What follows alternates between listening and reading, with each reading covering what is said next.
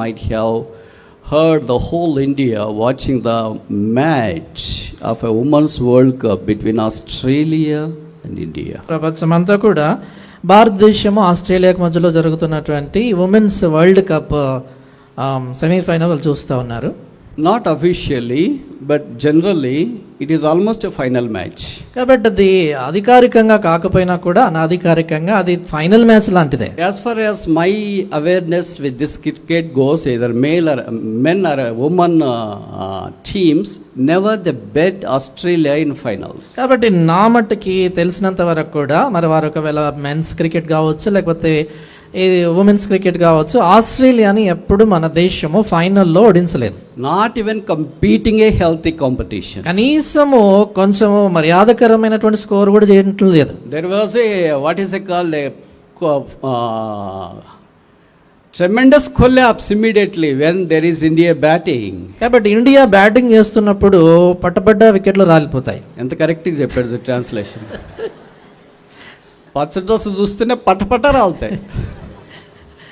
That is really the stage. You need not watch the match. కాబట్టి తర్వాత ఇక match చూడాల్సినటువంటి పని ఉండదు, అలాగ జరుగుతూ ఉంటా మ్యాచ్ లో. But God exalted a simple girl on Thursday night. అయితే గురువారం రాత్రి ఒక సామాన్యమైనటువంటి ఒక అమ్మాయిని దేవుడు ఎంతగానో హెచ్చించాడు. When you look at the play she has done, ఆమె చేసినటువంటి స్థలాన్ని చూసినప్పుడు ఆట చూసినప్పుడు especially when she was coming so close to a century and close overs of the match, కాబట్టి ఆమె సెంచరీకి దాదాపు దగ్గరికి వచ్చేటప్పుడు కానీ చివరి ఓవర్లకు దగ్గరగా వచ్చేటప్పుడు her maturity was unlimited. ఆమెలో చూపించినటువంటి ఆమె పరిపక్వత నిజంగా ఎంతో గొప్పదిగా ఉండింది. Her integrity was unquestionable. ఆమె యథార్థత ఏమాత్రం ప్రశ్నించలేంది. And you find no words at all to describe having a maturity for 25-year-old girl when the whole cricket world across the nation, across the world is watching. చూడండి, ప్రపంచం యావత్తు కూడా వీక్షిస్తూ ఉంటున్నప్పుడు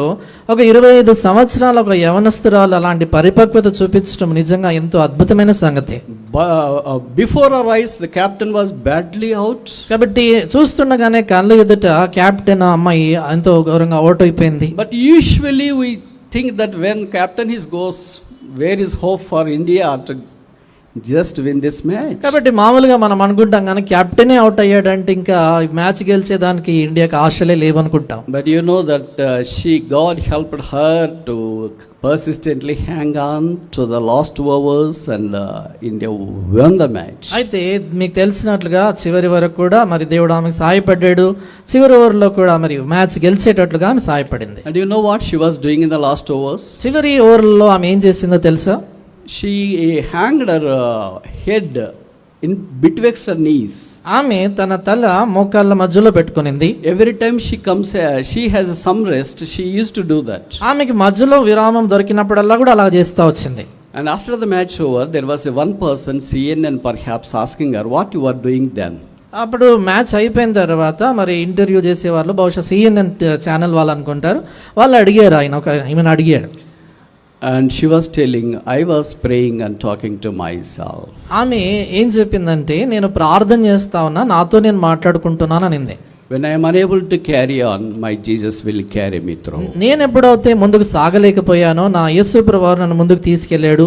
This is the bold statement she had given in the interview. ఆమె ఇంటర్వ్యూలో ఇంత ధైర్యంతో కూడినటువంటి మాట ఆమె చెప్పింది. And as soon as India won in the last ball, the last shot, మరి చివరి షాట్ తర్వాత ఇండియా గెలిచిన తర్వాత what usually player would do? మామూలుగా ఒక క్రీడ మరి ఆటగాడు ఏం చేస్తారు చెప్పండి? We have seen so many matches. చాలా మ్యాచ్లు చూసాం కదా మనం. What usually do? మామూలుగా గెలిచాక ఏం చేస్తారు? They will run towards the dressing room. వారు డ్రెస్సింగ్ రూమ్ వైపు పరిగెత్తుతారు. But do you know what she did? ఆమె ఏం చేసింది తెలుసా? It was eye wetting to see that scene. చూడడానికి కళ్ళలో నీళ్లు తిరిగిపోయాయి. She knelt down there outside the pitch. చూడండి, పిచ్చుకు వెలుపల ఆమె మోకాళ్ళ మీదకి వచ్చి and she touched her head to the earth. ఆమె భూమి అంటే నేలకి తన తల దాకి. She hasn't lifted her head. ఆ తల పైకి ఇంకెత్తలేదు. Then in the interview people asked, what did you do then? తర్వాత ఇంటర్వ్యూలో వారు అడిగారు కదా, ఏం చేసావు అప్పుడని. She openly told that I thanked Jesus for giving this victory. ఆమె బహాటంగా చెప్పింది ఏంటంటే ఈ విజయం ఇచ్చినందుకు యేసు ప్రభువుకి నీకు వందనాలు చెప్తున్నాను అని చెప్పింది. She hasn't get up from that place. ఆమె ఆ స్థలం నుంచి ఇంకా పైకి All the లేవట్లేదు. teammates came. అక్కడ టీంలో ఉన్న వారందరూ వచ్చారు. They started to weep with her. ఆమెతో కలిసి వారు ఏడుస్తూ The వచ్చారు. media says she wept for about 30 minutes. Media వారు ఏం చెప్పారంటే కనీసం 30 నిమిషాల పాటు ఆపకుండా ఏడ్చినారు. Why that success is so great? ఎందుకు ఆమె విజయం అంత గొప్పది? Is it against Australia? అంటే అది ఆస్ట్రేలియాకి వ్యతిరేకంగానా? Is it against huge runs she has scored? అంటే పెద్ద స్కోర్ చేయాలి కాబట్టి దాన్ని బట్టా? She told that I was dropped earlier for the last World Cup. ఆమె చెప్పింది ఏంటంటే గతసారి జరిగిన వరల్డ్ కప్ లో వారు నన్ను డ్రాప్ తీసేశారు. I was picked up for this World Cup. ఈ వరల్డ్ కప్ కు నన్ను ఎంపిక చేశారు. But I was couple of times out for duck. అయితే 2 పర్యాయాలు ఏ పరుగులు చేయక అవుట్ అయిపోయాను. Then I was not picked up for the England match. దాని తర్వాత ఇంగ్లాండ్ తో జరిగిన మ్యాచ్ లో నన్ను ఎంపిక చేయలేదు. But this semis they have picked me up. అయితే ఈ సెమీస్ లో వారు నన్ను ఎంపిక చేశారు. So Jesus helped me to come out victoriously. నేను విజయవంతంగా విజయం సాధించేదానికి యేసు ప్రభు నాకు సహాయపడ్డాడు అనింది. I came out of the anxiety. నేను ఆ యొక్క ఆందోళన నుంచి బయటకు వచ్చా. And I came out of all this fear. ఈ యొక్క భయములన్నిటి నుంచి బయటకు వచ్చాను. And in the interview they asked me, have you not feared or had a tense when you were there in the last overs? కాబట్టి ఇంటర్వ్యూలో వారు అడిగారు కదా, చివరి ఓవర్లలో ఉన్నప్పుడు నీకు చాలా తీవ్రమైనటువంటి ఒత్తిడి కానీ అట్లాగా అనిపించిందా అని అడిగారు. And believe me, those who were watching that match were not able to watch because of the tense. కాబట్టి నిజంగా నమ్మండి, నేను చెప్పేది ఆ మ్యాచ్ చూస్తున్నటువంటి వారు ఆ తీవ్ర ఒత్తిడిని బట్టి ఆ match చూడలేకపోయారు. And before her wickets were falling down. ఆమె కళ్ళ ఎదుటే వికెట్లు పడిపోతా But ఉన్నాయి. she has to stand, otherwise there is no hope. అయితే ఆమె నిలబడాలి, లేకపోతే ఇంకా ఆశ ఉండదు. I think many of the viewers have already turned off their TVs and started to involve in their work. బహుశా నేను అనుకుంటాను చాలా మంది వారి టీవీలు కానీ మిగతా ఆఫ్ చేసినటువంటి వారై వాళ్ళ పళ్ళలో ఉండిపోయారేమో. Here today, I think if I am right, they asked Gavaskar, Sunil Gavaskar, the legend of Indian cricket team, how do you rate the innings of Jemima? మరి నేను అనుకుంటాను సునీల్ గవాస్కర్ గారు అంటే భారతదేశ క్రికెట్ దిగ్గజం. ఆయన అడిగారు జమీమా రోడ్రిగ్స్ చేసినటువంటి ఈ ఇన్నింగ్స్కి మీరు ఎలాగునా దానికి ర్యాంక్ ఇస్తారు అని అడిగారు. Then he said that Jemima smartly played the cricket and the cricket world has never seen such a shots she has played. ఆయన చెప్పాడు ఏంటంటే చాలా తెలివిగా అమ్మాయి ఆడింది, క్రికెట్ ప్రపంచము అలాంటి ఇన్నింగ్స్ ఎప్పుడు చూసి ఉండలేదు అని చెప్పారు. And they were also asked Kapil Dev, who was one of the legendary person who was a captain of 1983 Men's World Cup in cricket. దాని తర్వాత కపిల్ దేవ్ గారు అంటే 1983లో భారతదేశపు క్రికెట్ టీంకి కెప్టెన్గా ఉన్నటువంటి ఆయన క్రికెట్లో ఒక దిగ్గజం లాంటి వ్యక్తిని ఆయన కూడా అడిగారు. Then how do you think the Jemima's inning is? Jemimah innings ఎలా ఉండింది అని అడిగారు. He said that I have analyzed the innings of Jemima, but the way she handled the pressure is supernatural. కాబట్టి ఆయన ఏం చెప్పాడంటే నేను అమ్మాయికి ఆటనంతా విశ్లేషించి చూశాను కానీ ఆమె ఏ రీతిగా అయితే ఒత్తిడిని ఎదుర్కొనిందో నిజంగా అది మానవాతీతంగా అనిపించింది అన్నాడు. And then Harshla Bogli, one of the top class commentator, they asked him. తర్వాత హర్ష బోగ్లే చాలా ప్రఖ్యాతిగాంచినటువంటి గొప్ప కామెంటేటర్ ఆయన అడిగారు. How do you rate the innings of Jemmy?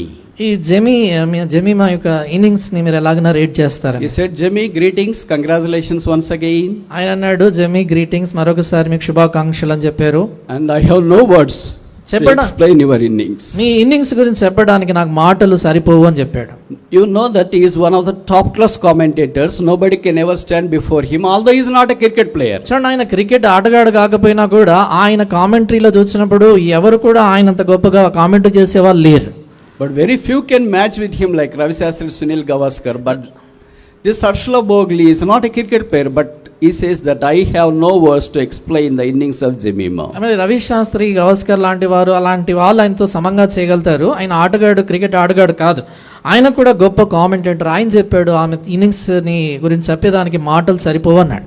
ఎక్కడ పడిపోయింది, where she was fallen, she has rose to the heights of Himalayas. చూడండి, ఎక్కడైతే ఆమె పడిపోయిందో అక్కడ హిమాలయాలంత ఎత్తుగా ఆమె పైకి ఎక్కింది. And she gave all the credit to Jesus Christ. చూడండి, ఆమె ఘనత అంతా కూడా యేసు ప్రభు నామానికి ఇచ్చింది. She said that I was spent my nights weeping almost every day. ఆమె ఏం చెప్పిందంటే ప్రతి దినము నేను నా రాత్రులు కన్నీళ్లు గారుస్తూ గడిపానని. She quoted verse from Bible, Psalm 30, Weeping may endure in the night, but joy cometh in the morning. కీర్తనల గ్రంథం 30లో ఉన్నటువంటి ఆ యొక్క మాట నా ఎత్తి చెప్పింది, మరి దుఃఖము వచ్చి రాత్రి అంతా ఉండి నన్ను ఉదయమున సంతోషము కలుగును. Can you imagine a cricket player openly confessing her faith and standing for Christ? కాబట్టి ఒక క్రికెట్ ఆడేటువంటి ఒక క్రీడాకారిని బహాటంగా యేసుక్రీస్తు ప్రభు వారి నామమును ఒప్పుకొని క్రీస్తు కొరకు నిలబడ్డం మనం ఊహించగలగమా?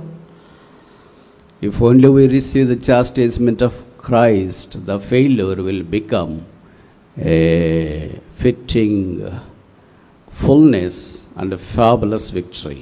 నిజంగా ప్రభు యొక్క శిక్షణ కానీ మన జీవితంలో మనం అనుమతించినట్లయితే మన ఓటమి నిజంగా మన జీవితంలో గొప్ప విజయంగా దేవుడు తీర్చిదిద్దుతాడు. As I saw her doing all these activities in the field, కాబట్టి ఆమె నేను చూస్తూ ఉంటున్నప్పుడు అది నాన్న she has such a popularity and a fame. ఆమె ఎంతగానో ప్రఖ్యాతిగాంచినటువంటి మరి ఆటగా మరి ఆమె, But she knelt down there. అయితే ఆమె అక్కడ మోకాలు ఉండింది. బట్ మనోళ్ళు ప్రార్థన చేయమంటే దిక్కులు చూస్తున్నారు, కళ్ళు మూసుకోకుండా ఉంటారు. But how come she do that? అయితే మన వాళ్ళని ప్రార్థన చేయమంటే దిక్కులు చూస్తుంటారు, అటు ఇటు చూస్తూ మాట్లాడుతుంటారు, కానీ అమ్మ ఎలా చేయగలిగిందని I was really heart burned there. Why our young people are just like this? కాబట్టి నిజంగా ఆమె చూసినప్పుడు నా హృదయంలో ఒకలాంటి మంట, ఎందుకు మన యవనస్తులు ఇలాగ చేయలేకపోతున్నారు? ప్రార్థన అంటే మన యవనస్తులు కళ్ళు తెరుచుకొని ఉంటారు. ప్రార్థన అనేసరికి యవనస్తులు కళ్ళు తెరుచుకునే ఉంటారు. నాకు తెలిసి 90% మోకరించరు.